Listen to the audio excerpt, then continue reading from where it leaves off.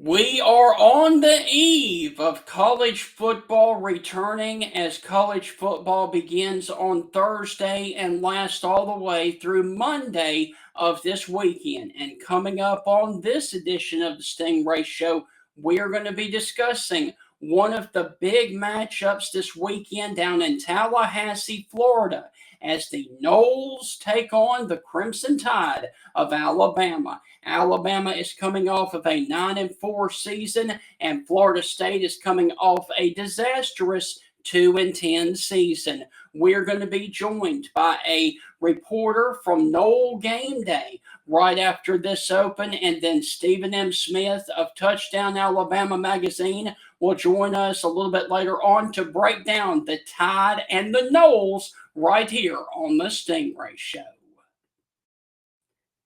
And with that, I want to welcome you inside the Wednesday edition of the Stingray Show right here on Tide 100.9. And Alabama is gearing up to go down and take on the Florida State Seminoles this weekend in Tallahassee. And oddly enough, with the two storied programs of Alabama and Florida State, this will be the first time that Alabama has played Florida State in Tallahassee. Also, Alabama enters this season winning 23 straight season opening games dating back to 2001. Will they make it 24? We will just have to find out on Saturday. And to break down this game from the Florida State perspective, we're going to start with them first. Here is our friend Logan Robinson, who comes to us from NoleGameday.com. Logan, how are things with you in Tallahassee as we gear up for Alabama and Florida State Saturday at 2:30? Doing phenomenal, Steven. I appreciate you having me on here. I felt some goosebumps literally yesterday. I was on a long walk, and with that and knowing that football literally begins tomorrow, I know we had college football last weekend, but truly week one begins tomorrow, and then we'll be up there. I'll be up there in Doak Campbell Stadium, newly renovated area, new football-only facility coming together, a lot of upgrades around the campus. So looking forward to just being in Tallahassee, looking like hopefully we'll have some good weather as well. And we're all hoping for a good game, no matter on both sides. If you're either Alabama fan or an FSU fan, you want an exciting game to begin the season. But, if you're a Florida State fan or someone on the Garnet and Gold side, you're just hoping that they show a little bit better of a fight than they did last season. So, Logan, speaking of that, go ahead and recap what you felt like went wrong for Florida State in 2024 that led them to a 2-10 season. Ooh, well, Mike Norvell was absolutely crushing it, Steven, in the transfer portal. He was having tons of success very early on. You would say him and Lane Kiffin were early pioneers in garnering a lot of proven talent that would come in and be immediate production guys for you. That's something that Mike, the rest of the staff, really did a good job on. And then, going into this last year, they felt like they brought in some guys. They even brought in some guys from Alabama. You brought in Roydell Williams, who's still on this team, expected to probably start in this upcoming game on Saturday. Then you've also got Earl Little Jr., another player from Alabama. So they brought in a handful of guys from different places that really didn't show a whole ton of production. Yes, maybe they had a little bit of experience at the collegiate level, but none of anything of stat lines and something that where, hey, you just brought in like a guy like Keon Coleman, who was really successful at Michigan State and immediately was your number one wide receiver once he arrived at FSU. And of course, an early pick in the second round to the Buffalo Bills. So Florida State did not do a good job through the transfer portal, and I think that showed immediately, and that hurt FSU quite a bit after, of course, that college football playoff, you can say snub, and Alabama got in there. So that's why it's, becoming a little bit more exciting as we get into these storylines, Stephen, of, Alabama jumped in there and got that spot in the college football playoff, and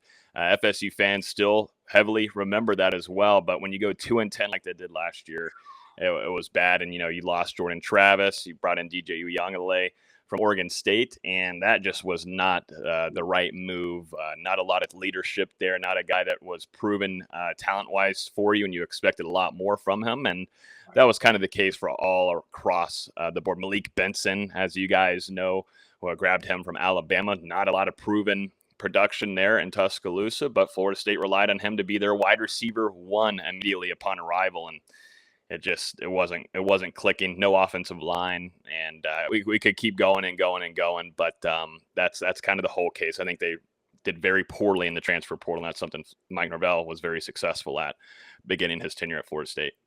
All right. So what is the expectation, and how hot is the seat under Mike Norvell this season in Tallahassee? I personally think it's very hot. It is hot, and it gets into the conversation, Stephen, of how many wins can he get, and also too against rivals or in your ACC opponents like Clemson. That's turned into a rivalry.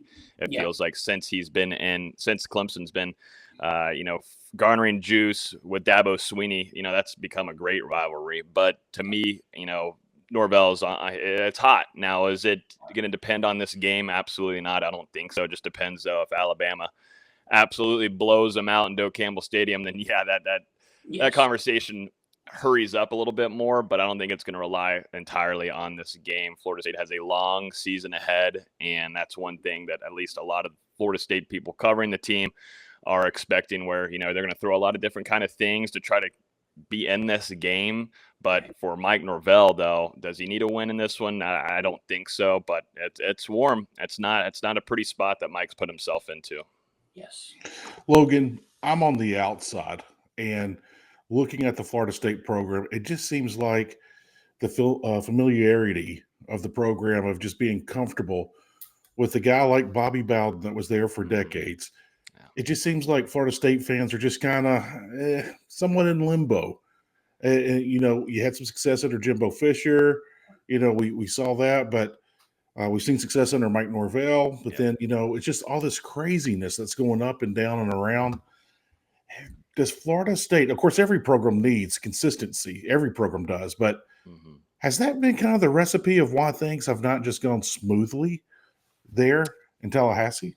Yeah, you saw, Jimbo Fisher have that success, like you were saying there, Heath, and that was huge. I mean, he did a great job on the recruiting trail. That's something that Jimbo can always do. He can always recruit, and he finds resources to do so, and find a coaching staff that can also assist him on doing that. But then, that I would say, after that Alabama game when Florida State faced the Crimson Tide in Atlanta, I was there for that one, and you saw DeAndre Francois, who they were very high on, expected to, hopefully be one of those next quarterbacks after Jameis Winston. He gets injured and is out for the rest of the season, and then things just started to fall apart. And then, Jimbo's listening over to Texas A&M offers, and administration and Jimbo couldn't get along, and that's why he took that offer. Who wouldn't, when Texas A&M is offering that much as well? And what happened there with the administration and Jimbo? Well, he wanted a lot more resources, and I think it was just too early for Florida State to maybe grant those wishes from Jimbo. He wanted a football-only facility. That's something that he was pressing on very early, even going into whenever he was behind Bobby Bowden as the offensive coordinator. He was always pushing for more resources for his football team, and they just could not get along with the administration. Both sides could not come to a plan there to grant that for Jimbo, and that's something that immediately Texas A&M had already a lot of resources, and we're going to do a lot more for him as well. But that was the main case. And there was always LSU, the ties there and connections. There was always rumors. I think I just recently heard, he had earned and got an offer, or had been, LSU was talking to him before they went to Orgeron as well. Like there was so much of ties to different places. Now Jimbo's talking about, there could be West Virginia if that ever were to open up. So he's a guy that, yes, he might have loved Florida State and everything, but he was listening, and he was seeing if there was ever an opportunity to probably go to the SEC. I think all of us in Tallahassee wouldn't be shocked that he would have taken that. So that's kind of the situation there with Jimbo. And then you go to Willie Taggart, and we know how Willie Taggart did. And Yeah. FSU fans don't even, that's like in the same realm of 2-10. You just want to try to block that out with your ears. Right. But Willie was Willie. And then, Mike Norvell's been a roller coaster ride, man. It's been up, down, and then now it was really down, up. Now you're down again. Now can he respond? And we'll see if he can do that on Saturday. All right, we're up against our first break of the evening, and when we come back, we're going to dive exclusively into the matchup between Alabama and FSU on Saturday. That's on the other side of the break. You're listening to the Stingray Show. We will be right back. Welcome back inside the Stingray Show. We are previewing Alabama and Florida State. That will be at 2:30 on Saturday there in Tallahassee. Our first guest of the evening is Logan Robinson, who covers the Noles for Nole Gameday, and he is a part of SI as well. And Logan, before the break, we were talking about the disastrous season of 2-10 for Florida State. Now let's remove that and go on to this season. And in the offseason, they made an upgraded offensive coordinator with former Central Florida and Auburn head coach Gus Malzahn coming over to take on the offensive coordinating duties there for Florida State. How do you think that is going to help the offense under Mike Norvell?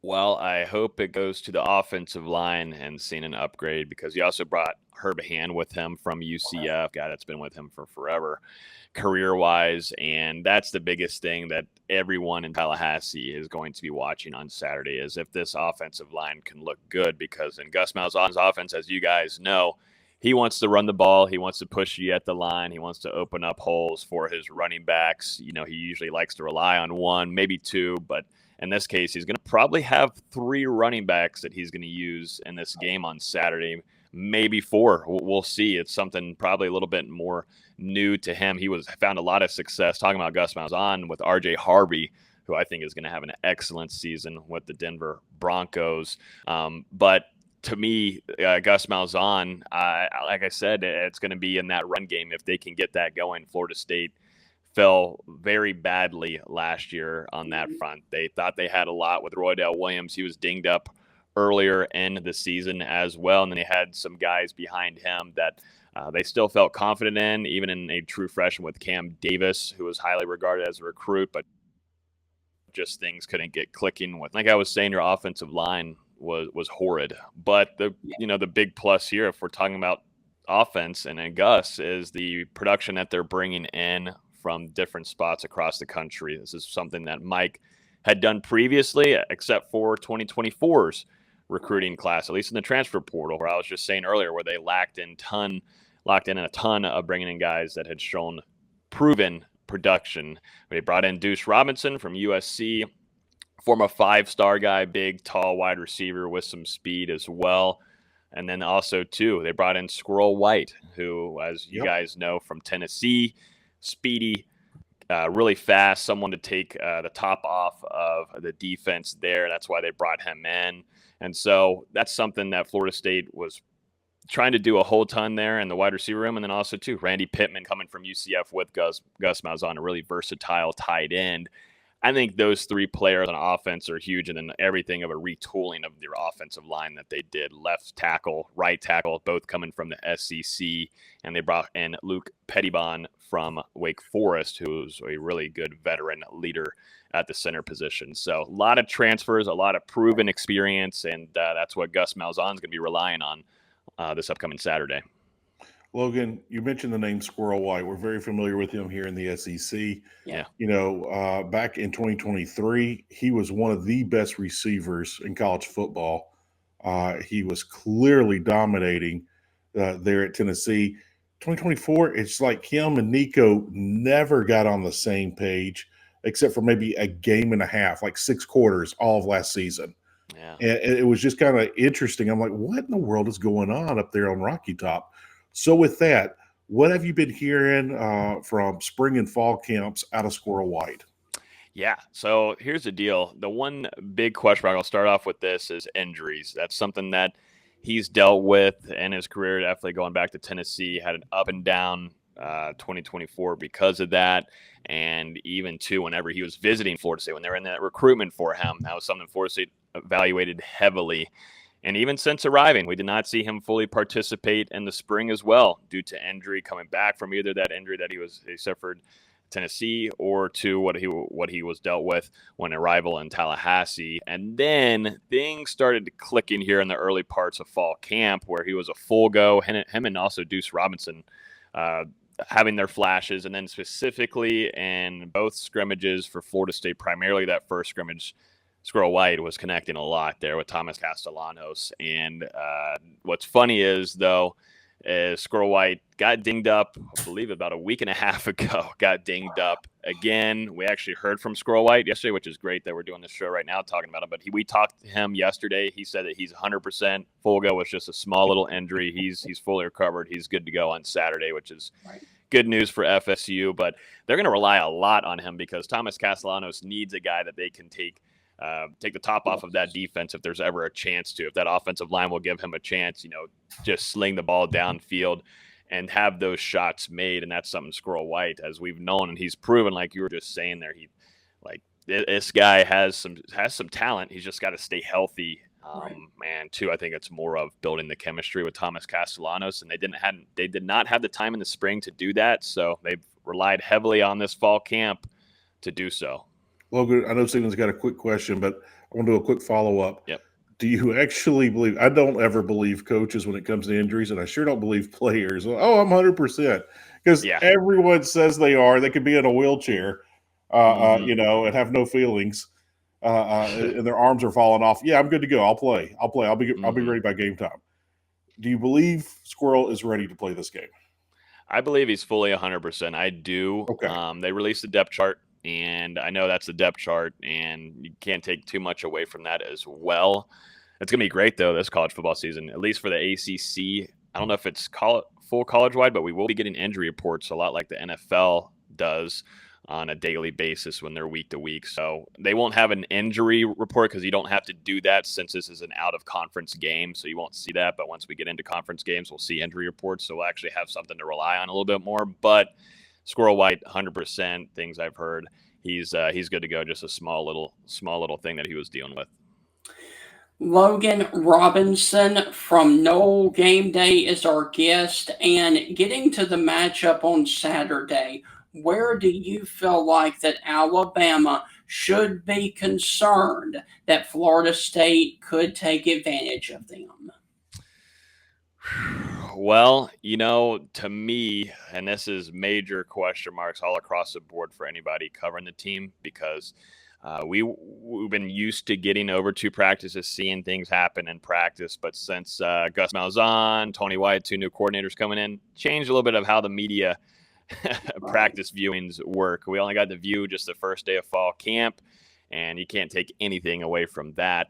Okay. So right now it's sort of a guessing game a tad bit. Now, if I'm going to lean on something that I know for sure is going to happen, is Tony White being aggressive on the defensive side of the ball. They've switched up their scheme. They're going to put 3 defensive linemen in most occasions in that kind of form, but you will see 4 down linemen at defensive line. You'll see a lot of blitzes, something that Florida State lacked in a lot. I want to say with Adam Fuller, Florida State's former defensive coordinator. So you're going to see a lot of aggression from that defensive side of the ball from Tony White. And I think that's something that whenever we talk about Ty Simpson coming into a hostile environment, 3:30 kickoff, War Chant's going to be blasting. And, exactly, you're going to have a whole ton of that on Saturday. That's where, it probably benefits on the defensive side of the ball. Now, the whole theme for me, though, is Florida State doesn't have a whole ton of depth, so they're going to be relying a lot on their starting unit. But if those guys can stay healthy, you can expect a lot of aggressive play calling from Tony White, previously coming from Syracuse, Nebraska, and now over to Florida State. Gotcha.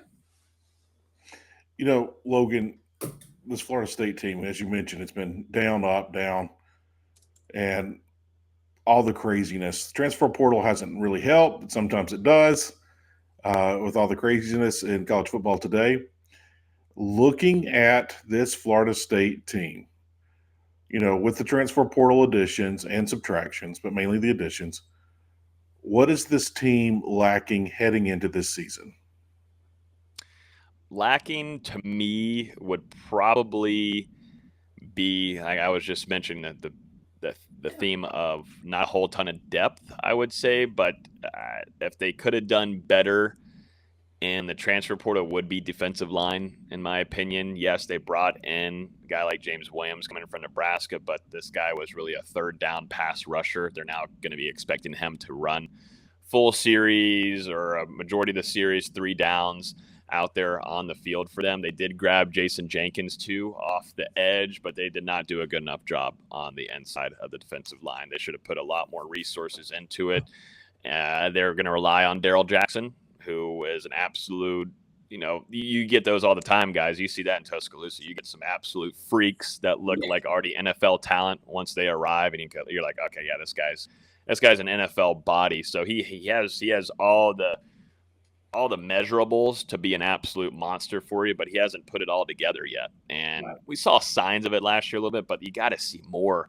Definitely when you come into a game like this facing a top-tier offensive line with Alabama. So they should have done better in the defensive line. Yes, they tried to do some work there at the pass rush, but to me, what is lacking the most, if you could have done better in the transfer portal for Florida State, is get in the inside and wreak havoc. And they're going to rely on one guy and then some guys behind him depth-wise that I'm not too sold on coming into this season off of things I've heard throughout the spring and the fall. With you being a major program, anybody across the board, to make it in college football, you've got to have depth. And what has the transfer portal taken away from every single team in America? Depth. Yeah. Yep. Because no one's going to wait their turn to go play. Like, hey, I can play this year, and then I can go somewhere else next year and play at a bigger place. And that's exactly what's going on with the transfer portal. Like, why am I going to get redshirted, or why do I have to take some reps my freshman year when I can be too deep somewhere or start, and then I can come here and play, next year or 2 years from now? And that's what we're seeing. I mean, a small example, take a guy like Fluff Bothwell, the running back at South Alabama last year. True freshman, but he wanted to start. Yep. He had a phenomenal freshman season. Now he's in the SEC, and he's getting first down reps. So, I mean, this is what we're dealing with now with the transfer portal. No one's waiting behind a Heisman Trophy winner. It's so rare. I mean, we see Michael Van Buren. He left Mississippi State to go back up Garrett Nussmeier. But guess what? It looks like he's going to be the starter next year, and you're replacing a Heisman Trophy winner. You're going to have a lot of pieces there. Yeah. Okay, I can see that. But good Lord, no one has depth anymore. Thank you, NCAA, for your lack of a backbone and leadership. Mm-hmm. All right. So now we've talked about everything except your prediction. Alabama has not lost a season opening game since 2001. That is 23 consecutive season openers. Do they make it 24? Does Florida State pull a monumental upset? Whew, yeah. To me, this is it's going to come down to that, to the line of scrimmage. Who's going to be able to push each other? And when it comes down to the end of the day, Florida State's relying on just the spring that they were able to. Not the spring, but the fall camp where they were able to put their offensive line together for the first time. Micah Pettis, who was an Ole Miss right tackle, wasn't fully involved. Gunnar Hansen, your left tackle from Vanderbilt, wasn't fully involved and participating. So this fall camp has been the only time they've been able to build chemistry. Herb Hand said just last week that he just now is getting a feel for who his starting five is going to be. I don't know if that's probably coach speak. Hopefully it is. Good Lord Almighty, I hope it is. But at the end of the day, it's going to come down to Florida State can run the ball if they can block and protect Thomas Castellanos. And Thomas Castellanos is going to be a gadgety guy. He's going to be fun to watch. It's going to be a whole 180 for FSU fans last year. I know, I just see some of the Alabama comments as well throughout the last 2 weeks on Alabama trying to stop a mobile quarterback. And that's always been the case for FSU fans as well on their side for trying to stop a mobile quarterback. It's never been never been easy. So I think it's going to be a fun game. We hope it's going to be competitive. I think Florida State is definitely going to show a lot more fight than they have last year. This is going to be a lot more energized team. But at the end of the day, I think Alabama comes away on top. Right now, initial prediction is gonna lay down at 24-17 in favor of the Tide. But Florida State fans, not that you ever want to take an L like that or loss, and it is still Florida State, and you're still fighting to reach those ACC championships, get to the college football playoff. That's the bar. That's always going to be that case. But 24-17 after going 2-10, and you lose to Alabama, a top 10 ranked team, wouldn't completely crush you. And I think that gives you optimism for the rest of the season as Florida State continues to try to get back on the right trend. Logan, I know Florida State lost a lot going into last season's opener, and they lost that game in horrific fashion. And I think that set kind of a tone for the next couple of games. And those next couple of games kind of set the tone for the rest of the season. Yeah. And it just kind of turned out to be a 2-10 season. If Florida State wins that game last year, and of course we're not going to deal with hypotheticals that much, but I think they're a bowl team. I really do. I think if they win that game, that opening game last year, they would have won, if not split, the next couple of games, and they would have become a bowl team. What happened, and are you worried that it would happen again this season? That is something I thought about. I was talking with Steven about it before we went and recorded this. I had a thought process on my walk yesterday, and I was like, what about if FSU did win that game to kick off the season last year? What would that have done for confidence, just momentum? That helps a team, as we all know, in sports overall, but definitely at the college football level, younger kids like that, building off of momentum is huge. It makes it easier for them to rely and listen to their coaches and believe in where they're telling me to be at on the field, the scheme, where I need to understand my assignment correctly. Them starting off the season with an L hurt, but they also lost a ton of leadership. You lost Jordan Travis, you lost Jared Verse, who's an absolute monster, who's going to be a killer at the NFL level. You lost a lot of your linebacker leadership as well. Trey Benson, just so many leaders that Florida State lost that, okay, if you lost that first game against Georgia Tech, which you probably wouldn't with Jordan Travis being out there, but you lost that game, you would still have leaders that would step up and hold guys accountable and make sure that, hey, we still got a long season ahead. It ain't over just because of that. I don't think they would have been an uber successful team just because of the talent. And like I was saying earlier, the production that they brought in from transfer portal was, to me, awful. It was a terrible, terrible, terrible recruiting class for them. So don't think it would have been as great of a team, but yes, I think they would have had a chance to hopefully reach that, at least get 6 wins and reach a bowl game and make themselves look respected. That just was not the case. And Florida State 2-10, that is something that FSU fans never want. They don't want to hear it again, but they also just are like, that's just not how it ever should be in Tallahassee, and that's why Mike Norvell is on this hot seat going into the season.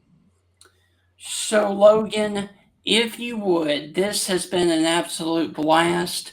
Let everyone know who all you cover and where they can follow your stuff, because that is quite impressive. Oh, no, I appreciate Steven. Primarily for this, I would love if any Alabama fans want to get any kind of insight to FSU. We've got tons of content coming to you guys at Gameday.com.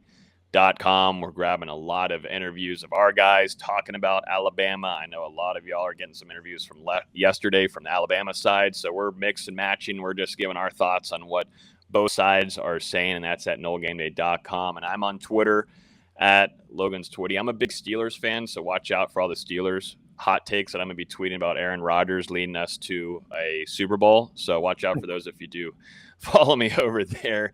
But I also cover the Buccaneers as well. So any Bucs fans that want to get some coverage, I'm here in Tampa Bay covering Baker Mayfield and Mike Evans, who are expected to have to me, a pretty damn big season ahead for them. So appreciate everybody. And Steven, Heath, y'all having me on here this morning. Really, really grateful. So, Logan, look, man, thank you as always. Good luck in your travels up to Tallahassee this weekend. Good luck to the Noles this weekend and for the season ahead. we're going to be pulling for you guys that you guys can get back to a bowl game and save Mike Norvell's season this year. And we would love to catch up with you later on in the season, especially before the Florida State matchup. Oh, please, let's do it. And then definitely before next year, we'll see you in Tuscaloosa. I'm looking forward to being up there for the first time. So thank you all for having me again. Logan, before you walk out the door, fun thing you could write on a bye week or cover on a bye week. If the extended playoff was here during the Bobby Bowden years, how many national titles would he have? Because Florida State was the best team in college football at the end of the season, but they always had a loss or a tie earlier in the year that always took them out, just took them flat out of it. Mm-hmm. Something that they would suffer in September, October, but coming into November, they were the absolute best team, but they always got left out. If you had to guess real quick off the top of your head, how many more national titles Bobby Bowden would have? What comes to mind? He brought in 2, and now this is going back. I need to pull in my dad, Trent, to come in here and give me some more better insight. He was with the Marching Chiefs, and that's with the band there at FSU, so he was at all those games. Give me 2 more. So much talent. He did such a good job at the recruiting level. I mean, he was mamas, dads loved him. He just was just an absolute menace when he was going like in the recruiting trail for other teams. So give me 2. Okay. I would say 2 more. I mean, that man, special man. Got to meet him a lot of times when I was younger, and always dadgummit. So, Logan, thank you as always. Good luck, like I said, to Florida State, and we will definitely catch up with you later on in this season. Thank you, Stephen. All right, so Heath, that is going to wrap up the Florida State side of this matchup. On the other side of this break, we are going to be joined by Stephen M. Smith to talk about the Alabama side of this matchup and how Alabama can look going down to Tallahassee for the first time ever in its program history to take on Florida State. The Alabama side of this matchup is up next, right here on the Stingray Show with Stephen M. Smith. Not Stephen A., Stephen M.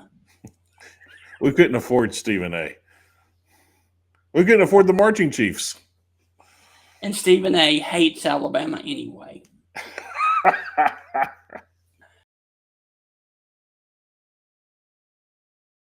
Welcome back inside the Stingray Show. We just finished up the portion of the show where we discussed the Florida State Seminoles and their matchup with Alabama. Now let's switch gears and talk about the Alabama side of this matchup. And in order to do that, we are about to bring on a famous Alabama writer here in the state of Alabama for Touchdown Alabama magazine, his own Stephen M. Smith. Stephen, how are things with you here as we await the Alabama and Florida State game on Saturday?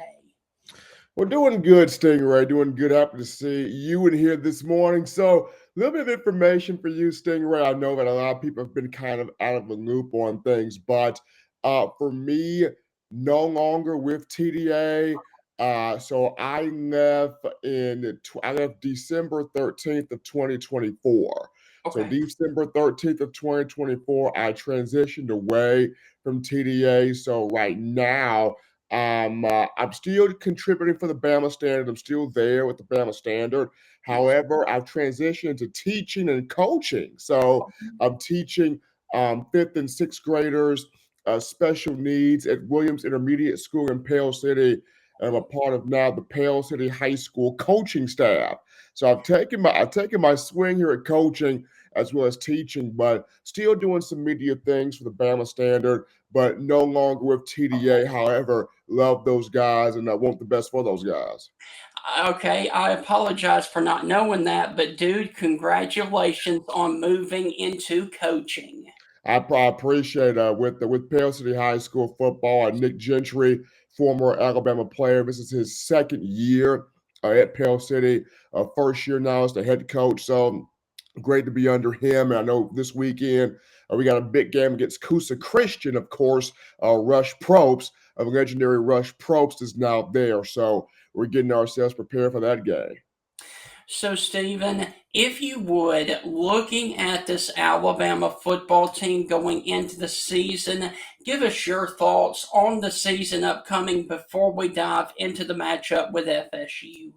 It's going to be an interesting season here. I mean, Stingray, I mean, you look at it, last year was kind of it was a teaching year for Kalen DeBoer. Yeah. It was a learning year for Kalen DeBoer. You think about it, you're coming from the Pac-12 or the Pac-2, or it's even a conference now, and now you're in the SEC.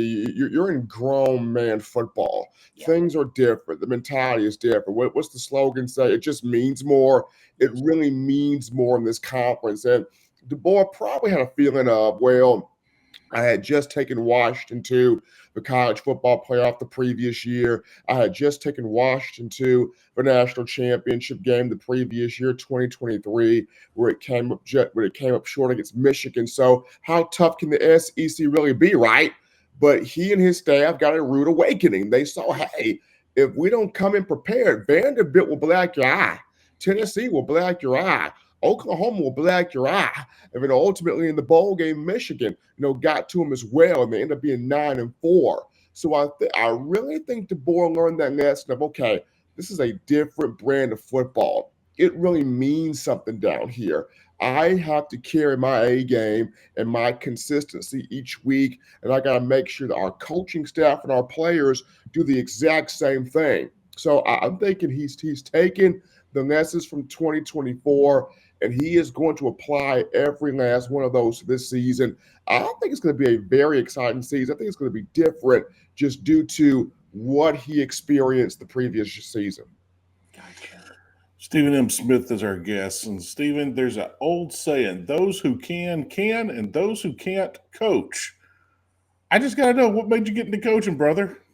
What made me get into coaching? Number one, so I'm happy you asked that question. So I actually volunteer coached football at my alma mater. That's Francis Marion High School in Perry County. That'd be in Marion, Alabama. And I did it from 2016 to 2019, and I grew to love it. I mean, I love the kids down there. I love the just the players, the young men we had down there. And we had some special moments with those guys. I had some special moments with those guys. 2020, we were supposed to have had a season. As we all knew, that's when COVID happened big time and the world stopped. And I remember the principal of our high school that year canceled the season. And it really hurt those guys. It hurt me just due to the fact that, really want those kids to have a season knowing that the talent that we had, if we could have had a football season, that group could have made a playoff run. That group could have possibly won a 2A state championship due to the talent that we had. And a tragedy actually happened the spring of 2020 as I lost two of my kids to a tragic death there.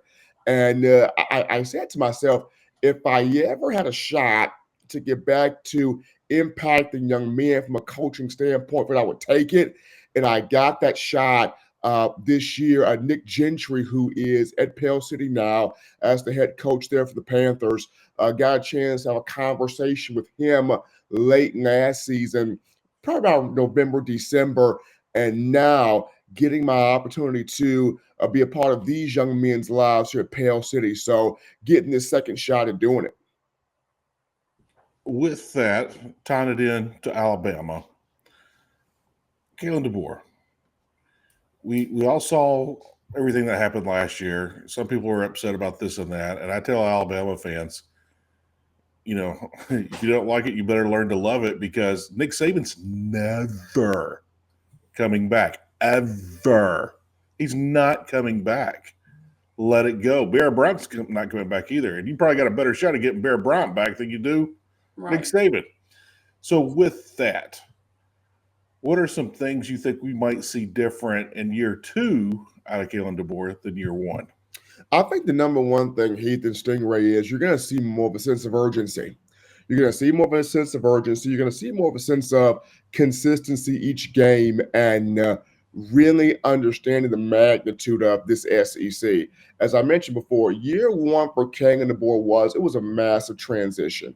You're going from Nick Saban to Kalen DeBoer. DeBoer has to come in, okay, I'm filling in the shoes left behind by one of one. You just don't replace one of one. Nick Right. Saban's the greatest to ever do it, point blank, period. So you Yes. don't come in with the mindset of replacing Nick Saban. You're coming in with the mentality of, okay, how can I keep this team together? Because the moment Nick Saban transitioned out, what did you have? Like 30, 40 players hit the portal and they're jumping in like hotcakes. And you have to come in and basically say, hey, don't jump ship. Believe in what I'm trying to do. Believe in what I'm trying to bring in. Believe in the culture that I want to keep around here. That's number one. Number two is gathering in a coaching staff. Number three is trying to keep the recruits on board. And then number four is just trying to have a good season. So Kalen DeBoer is doing a whole juggling act here the moment he touches down in Tuscaloosa. And it could have been worse than 9-4. If you think about it, it could have been much worse. But he goes 9-4. He has the most wins of any first-year head coach for Alabama. We're talking more first-year wins than Bear Bryant, more first-year wins than Nick Saban, more first-year wins than Gene Stallings, and those three all won national championships. So there was something positive that Kalen DeBoer did.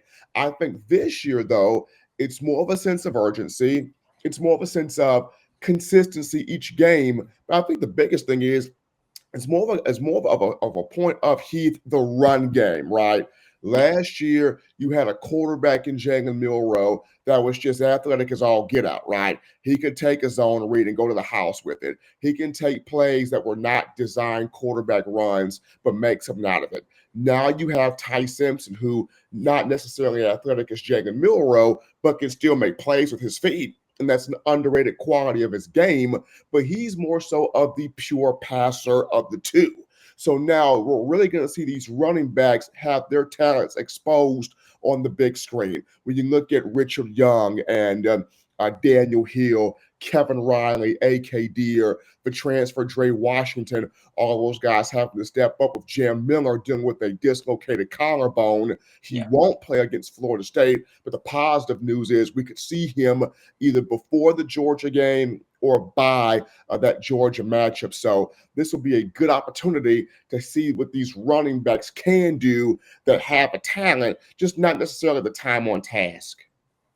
So, Stephen, hold that thought. We are up against our final break, and when we come back, we are going to dive into the Florida State matchup and talk all about Alabama and the Noles of Florida State. That's on the other side of the break. You're listening to the Stingray Show. We will be right back. Stephen, can you give us another 10? Yeah. Welcome back inside the Stingray Show. Our guest this evening is Stephen M. Smith, formerly of Touchdown Alabama Magazine. He is now coaching with a school in Pell City. And Stephen, let's go on ahead and talk about the matchup this weekend with Florida State. This is the 5th overall meeting all time. However, oddly enough, it is the first meeting for Alabama traveling to Tallahassee. Give us your thoughts on the game upcoming this Saturday at 2:30, Alabama, Florida State. It's going to be, this is going to be a good one. This is going to be a really good one. It's not just, Alabama, Florida State, but it's Alabama facing Gus Malzahn. Yeah. And I understand this is a Gus Malzahn that is more so familiar with Nick Saban coached Alabama teams, but this is still a Gus Malzahn who is one of the, if not the most savvy, the most savvy, slickster, trickster, kind of one of the more seasonal offensive minds in college football that's going to throw everything at you. He has a quarterback in Thomas Castellanos that can run what he wants to run. Tommy C, transferring in from Boston College. This is a much improved defense at Florida State. This is a team under Mike Norvell that got embarrassed last year, 2-10, and they want to erase that season they had in 2024. And what a better way to start that than going up against an Alabama team under Kalen DeBoer year two that's coming in here with something to prove. They want to prove they can make the playoff. They want to prove they can go on a deep run. And Alabama wants to get back to winning a national championship, something that has not done since the 2020 campaign. But this is going to be an interesting football game. Florida State is not something to scoff at right now, especially coming off that 2-10 season and wanting to show that they are much better than that. So the biggest thing is going to be, Kane Womack, year two of you being a defensive coordinator at Alabama. What a better way to start your season to have to test and Gus Malzahn. Can you offset Malzahn? Can you offset his offense? Can you get pressure to Castellanos? Can you rough him up some? Can you offset the running game? That was something that Alabama had some issues with last year, stopping the run at times. Can you do that? That's Kane Womack. Get off on a fast start defensively. Offensively, for Ryan Grubb, can you establish Ty Simpson early? Some good passes, easy passes, simple passes, high percentage throws while working in some deep shots when you can. Can you also establish this run game and your offensive line? An offensive line that David Ballou, strength coach, talked about 4 guys are squatting over 1,000 pounds. Let's see this strength.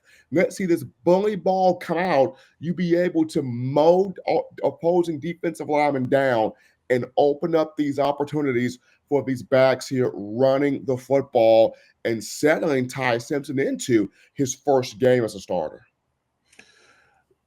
Stephen, what about Squirrel White?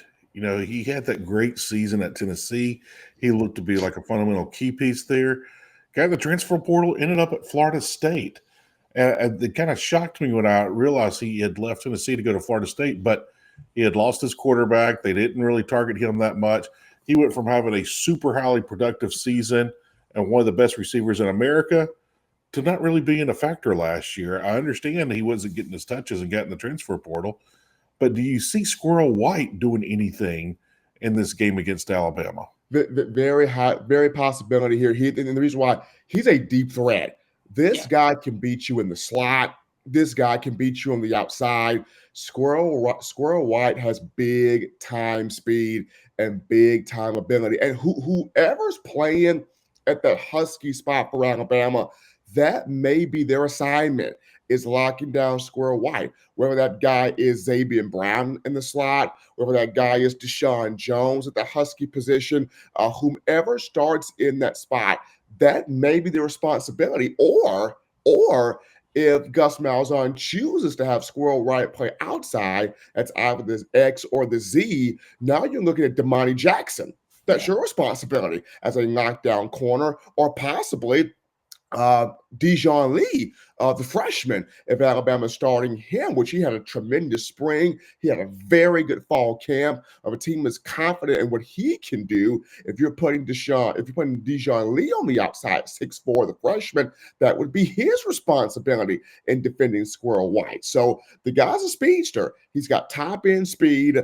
He can catch the football. He can run routes. He can break it off. He can win with separation. Wherever he is at, either inside or outside, Alabama has got to keep an account of him. So, Stephen, where do you feel like, looking at this entire Alabama team, where should be one concern where Florida State could take advantage of Alabama? Right now, the one concern I have, guys, will be the special teams aspect, and not from the return game, but the kicking game right now. And the reason why is we just don't know. You look at Connor Talty, who will be the field goal kicker this season. Connor learned a good deal from Will Reichert during Reichert's time in Tuscaloosa. Last year, you had Graham Nicholson, who transferred over from the University of Miami at Ohio. So you had one season there with Graham Nicholson. And Connor Talty came in as a highly rated kicker in 2023 from Chicago, but this is his first season. You don't know how it's going to be with him until he takes that field and kicks field goals. So that's that aspect. And then the punting aspect, after you had the greatness of J.K. Scott, after you had James Burnap, who got better each year. Now you're in a competition where you've got between Alex Asperoff, the freshman, and you have Blake Dowd, who's the redshirt senior walk on. No one has come out and just clearly won that competition just yet. So I would imagine Kalen DeBoer and special teams coach Jay Nunez would rotate both guys in there and see, which one gives you the best look here or gives you the best production. So that specialist aspect on special teams would be something that I would look at closely because you really don't know right now. And if I had to give a second concern here, it would be the number 2 tight end behind Josh Cuevas. Josh Cuevas, you know what he is, but the number 2 tight end hasn't really shown up yet. Who's that number 2 guy? It could be Danny Lewis. It could be Jay Lindsey. It could be, Marshall Pritchett, Caleb Edwards, 2 of the freshmen, or it could be 2 of the transfers that came in, Jack Samarco or Brody Dalton, but you really don't know behind Josh Cuevas. So tight end in the kicking game for me. Stephen, I'm going to put you on the spot here. Can you tell me the last time Alabama lost a season opener? Oh man, the last time Bama lost a season opener, let's see here. Whoo-wee. It's a tough one. Okay, I know 07 and lost to UL Monroe, but that was not the season opener. I'm gonna say, was that 2006? 2001 at UCLA. Man, that was gonna be my second one right there. 2000. Oh, I remember that now. Oh, it was wow. Yep. That was 01. So with that, how do you see Alabama season opener this Saturday? Alabama, Florida State. Did they go to 24 straight season opening wins? I see it. I see it. DeBoer wants to get this thing started on the right note. These guys are hungry. These guys have had a phenomenal offseason. They're ready to get it kicked off. They're ready to get it going. The main thing, guys, is start fast. That's Alabama's main thing. Start fast and be consistent in doing it. All right. Stephen, real quick, I wanted to ask you, what about Isaiah Horton? I keep hearing things out of Isaiah Horton. I hear this offense is tailored for him, and that's why he transferred into this program.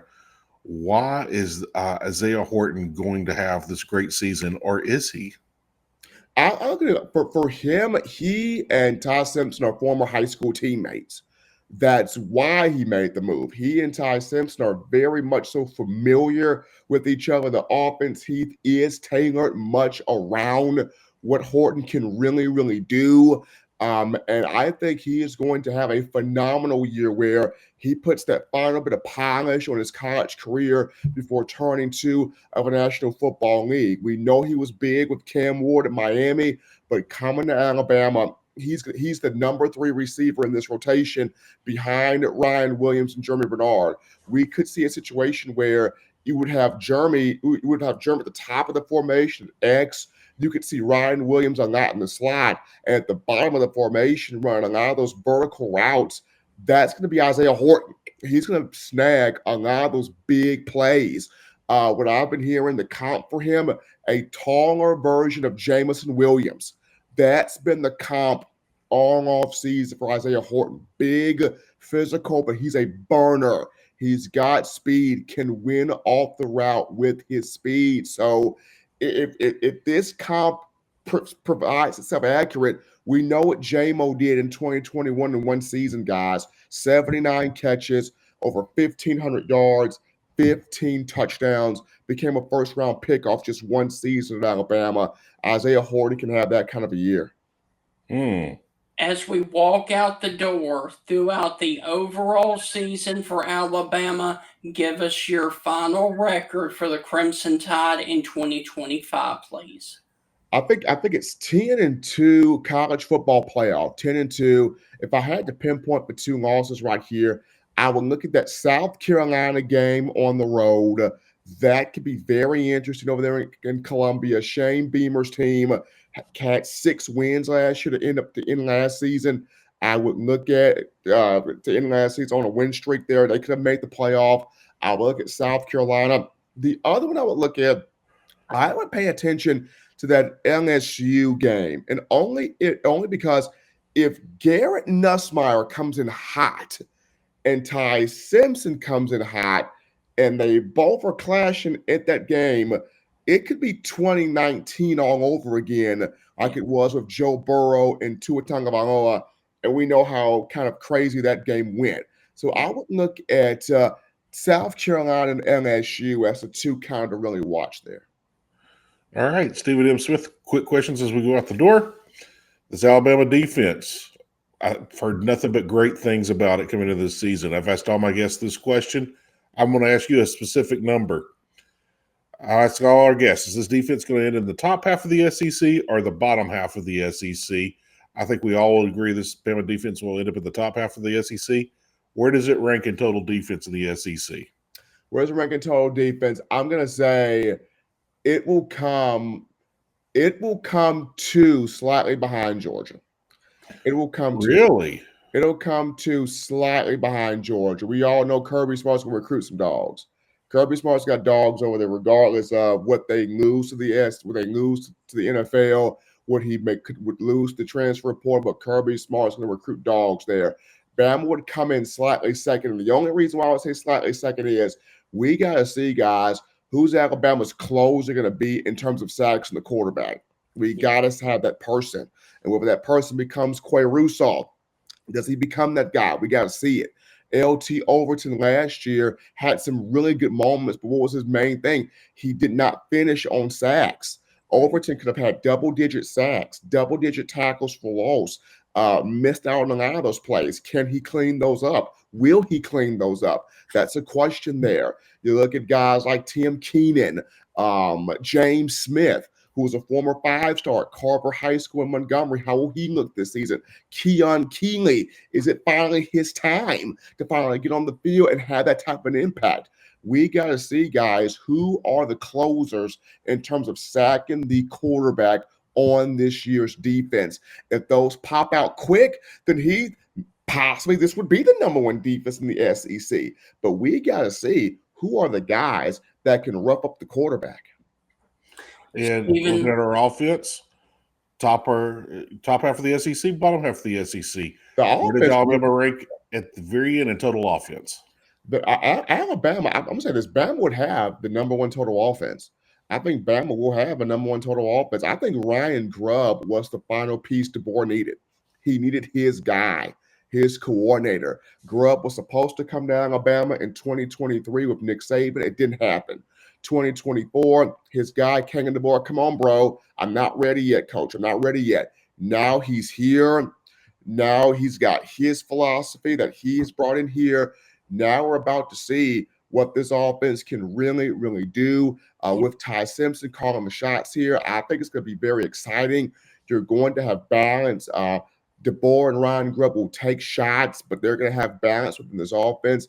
I think this will be the number one offense in the SEC because Ryan Grubb is going to pull a lot of triggers here. Stephen, look, man, thank you as always. Good luck on coaching this season there for Pell City on Friday evenings. We will be pulling for you guys. We would love to catch up with you during the season to continue to talk Alabama football. And any final words before we let you go? Absolutely. You guys, hey, Pell City High School, we got a game on Friday against Coosa Christian. We're facing Rush Probst and his group right there. So that is going to be a good one. But we got our guys coached up and ready to go. 1-0 so far, got the win last week over Pelham High. So now we take it to Coosa Christian at Gadsden on Friday. So I'm ready to go. I appreciate you guys. Stephen, thank you, man. Really appreciate it, and catch you later on down the road, okay? Absolutely. You guys be good. Thanks, Stephen. Take care. All right. So, Heath, that is going to wrap up the Alabama and Florida State preview show. And, Heath, can you believe it? Two storied programs of Alabama and Florida State. And this is the first time that Alabama will invade Tallahassee in this series. Shocks me a little bit. Yep. Shocks me a little bit, but I think we're going to get an excellent game. I think Yep. we're all looking forward to it. And have you ever been down to that stadium, Stephen? No. Beautiful stadium. Right. Beautiful stadium. Oh, versus Roll Tide. And you know what? It's one of my favorite songs of college marching bands. Listen to Seminole Uprising by the Florida State yes. Marching Band. Love that song. If that song doesn't give you goosebumps, you're not a college football fan. So that is going to put a wrap on the Alabama and Florida State preview show. Good luck to Alabama down in Tallahassee on Saturday. And when we come back on the Thursday evening edition of the Stingray Show, we're going to be joined by two guests again. First off, it is going to be Mr. College Football. Tony Barnhart will join us to do a deep dive into the SEC season and week 1. And then we will go nationally and talk with ESPN senior writer Adam Rittenberg. So on the Thursday evening edition of the Stingray Show, Adam Rittenberg and Mr. College Football Tony Barnhart to get you ready for the college football season. Catch you on Thursday.